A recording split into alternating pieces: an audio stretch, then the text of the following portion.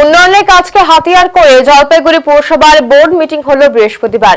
প্রাক্তন পুরপ্রধান পাপিয়া পাল এবং বর্তমান উপ পুরপ্রধান সন্দীপ মাহাতো এদিনে বোর্ড মিটিংয়ে উপস্থিত ছিলেন না। যদিও 25 জন পুরপ্রতিনিধির মধ্যে 23 জন পুরপ্রতিনিধির উপস্থিতিতে বোর্ড মিটিংটি সম্পন্ন হয়। আশ্রিত প্রকল্পের মাধ্যমে বাড়ি বাড়ি জল পরিষেবা পৌঁছে দেওয়ার কাজ শেষ মুহূর্তে।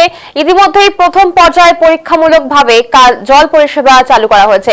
8ই ফেব্রুয়ারি শহরের দ্বিতীয় ধাপের একটি অংশে জল পরিষেবা পরীক্ষামূলকভাবে চালু করা হবে।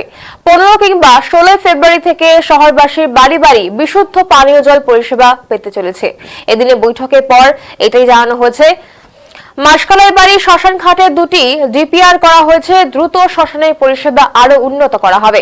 আশ্রিত প্রকল্পের আরো একটি জলাধার করা হচ্ছে। একাংশ টোটোর অত্যাচার নিয়ে অতিষ্ঠ পুরসভা। দ্রুত পরিবহন দপ্তরের সঙ্গে আলোচনা করে যাত্রী ভাড়া নির্ধারণ করতে চলেছে পুরসভা। স্বনির্ভর গোষ্ঠীর মহিলাদের স্বনির্ভর করে তুলতে ঋণের দেওয়ার ব্যাপারে জোর দেওয়া হয়েছে। 25টি ওয়ার্ডের সৌন্দর্য বাড়াতে উদ্যোগ নেওয়া হচ্ছে বলে জানিয়েছেন পুরপ্রধান সৈকত চট্টোপাধ্যায়। তিনি বলেন, শহরের মনীষীদের মূর্তি সংস্কার করা হবে। সলিড ওয়েস্ট ম্যানেজমেন্ট প্রকল্পের জন্য বাড়ি বাড়ি যে টাকা সংগ্রহ করা হয় সেই প্রক্রিয়াটি আধুনিক মেশিন ব্যবহার করা হবে। ইতিমধ্যেই ব্যাংকের সঙ্গে এই বিষয়ে কথা বলা হয়েছে। উপ পুরপ্রধান সন্দীপ মাহাতো এবং প্রাক্তন পুরপ্রধান পাপিয়া পাল এই বৈঠকে উপস্থিত হননি। এই বিষয়ে পুরপ্রধান জানিয়েছেন, আমাদের লক্ষ্য উন্নয়ন। দ্বিতীয় বোর্ড মিটিং হলো, যখনই সময় পাবেন উপ পুরপ্রধান এবং প্রাক্তন পুরপ্রধান নিশ্চয়ই তারা আসবেন। 23 জন পুরপ্রতিনিধি উপস্থিত আছেন, বাকিটা আপনারাই বিচার করুন।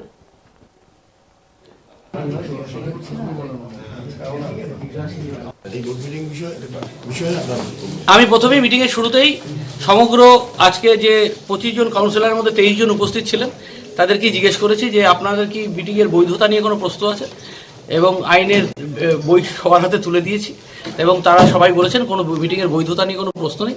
পারিষদটা যদি তাড়াতাড়ি গঠন করা যায়, 1 2 জন বলেছেন তারা ভালো, আবার অনেকে বলেছেন পারিষদ বড় বিষয় না, বিষয় হচ্ছে যে গতিতে জলপাইগুড়ি পৌরসভা কাজ করছে এই গতিটাই ধরে রাখা, কারণ আমরা সবাই এখানে উন্নয়ন করতে এসেছি।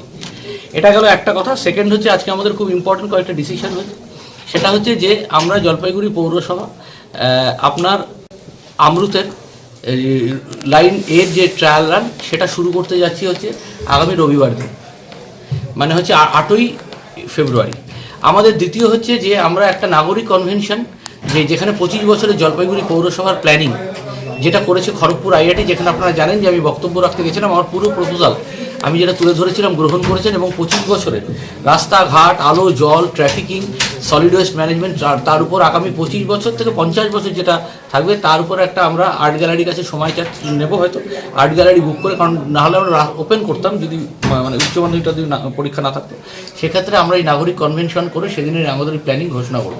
আমরা শ্মশান, এই যে মহাশ্মশান তার ডিপিআর, 2টো ডিপিআর আমরা যেটা পাঠিয়েছি সেটাও স্যাংশন হওয়ার পথে। আজকে খুব বড় কথা, জলপাইগুড়ি শহরে 2,29,000 মানুষ থাকে। আমরা একটা জলাধার তৈরি হয়েছিল যেটা 1.5 লাখ মানুষকে দিতে পারতো জল। আজকে আরেকটা জলাধার স্যাংশন হয়ে গেল এবং তার ওয়ার্ক অর্ডারও কালকেই দিয়ে দেওয়া হচ্ছে কাজে। এটা হলো, এবং আমরা হ্যাঁ জলাধার ইনফিল্ট্রেশন গ্যালারি যেটা র ওয়াটার, এবং আমরা 15 বা 16ই ফেব্রুয়ারি, ওটা ডেটটা ফিক্স হয়েছে, আমরা মানুষকে পুরো পানীয় জল পান করার জন্য দিয়ে দিচ্ছি। সেটা একটা বড় করে মাদ্রাসায় আমরা অনুষ্ঠান করবো মাদ্রাসার মাঠে 15ই ফেব্রুয়ারি বা 16ই ফেব্রুয়ারি। এখানে একটু আমরা ডেটটা নিয়ে একটু সমস্যা আছে, কারণ শিবরাত্রি যেহেতু আছে, হ্যাঁ 16ই ফেব্রুয়ারি হয়, কারণ উচ্চ মাধ্যমিক পরীক্ষাও নেই। আরেকটা ইম্পর্টেন্ট বিষয় সেটা হচ্ছে টোটোর যে অত্যাচার, এই অত্যাচার অত্যন্ত নিন্দনীয়, এবং এটাকে সবাই করেন না। অনেক টোটো চালক খুব ভালো, কিন্তু কিছু কিছু টোটো চালক তাদের অধিকার লঙ্ঘন করছে। আমরা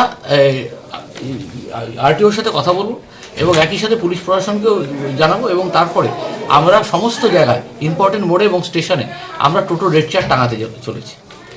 আমরা সমস্ত সেলফ হেল্প গ্রুপের মহিলাদের তাদের আরও বিভিন্ন ধরনের লোন কী করে দেওয়া যায় এবং সশস্ত্রীকরণ করা যায় তার জন্য ওয়ার্ডে ওয়ার্ডে এসএইচজি গ্রুপের সম্মেলন শুরু করতে চলেছি।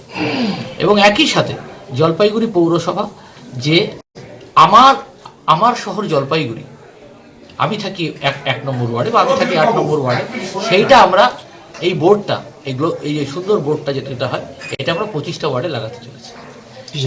এটা যে দৃষ্টিনন্দন, এবং যত মনীষীদের আমাদের মূর্তি রয়েছে, সমস্ত কিছু রয়েছে, সেগুলো সমস্ত রং করা এবং তার রিপেয়ার করে রিনোভেট করা, এই কাজটা কথা শহরে সৌন্দর্যায়ন প্রকল্প এবং সলিড ওয়েস্ট ম্যানেজমেন্টে এতদিন আমরা ম্যানুয়ালি টাকা কালেক্ট করতাম। এর আগে 3 বছর চেষ্টা করা ছিল, আধিকারিকদের উপর দায়িত্ব দেওয়া ছিল, এটা হয়নি। আমি একটা ব্যাংকের সাথে কথা বলেছিলাম, ইউকো ব্যাংক, তারা পজ মেশিন এনে দিয়েছে, কালকে তার ডেমো হবে। 15ই ফেব্রুয়ারি শিবরাত্রির দিনে আমরা সেই সলিড ওয়েস্ট ম্যানেজমেন্ট প্রকল্পে সমস্ত কালেকশন পজ মেশিনের মাধ্যমে হবে, যাতে কোনো লিকেজ না হয়। এছাড়া আমরা এনক্রোচমেন্ট ফ্রি করার জন্য কাউন্সিলররা বলেছেন, আমরা এই ব্যাপারে পুলিশ প্রশাসনের সাথে বৈঠক করে আরেক দফা মাইকিং করে আমরা এই ব্যবস্থা করতে চলেছি। এবং last but not the least, সেটা হচ্ছে যে আপনাদের মাথায় রাখতে হবে যে জলপাইগুড়ি শহরকে মানুষের চলাচলযোগ্য রাখতেও জলপাইগুড়ি পৌরসভা বদ্ধপরিকর। এই প্ল্যানিংগুলো এবং আগামী দিনে আমরা রিভাইজ বাজেট এবং বাজেট খুব দ্রুত পেশ করতে চাই।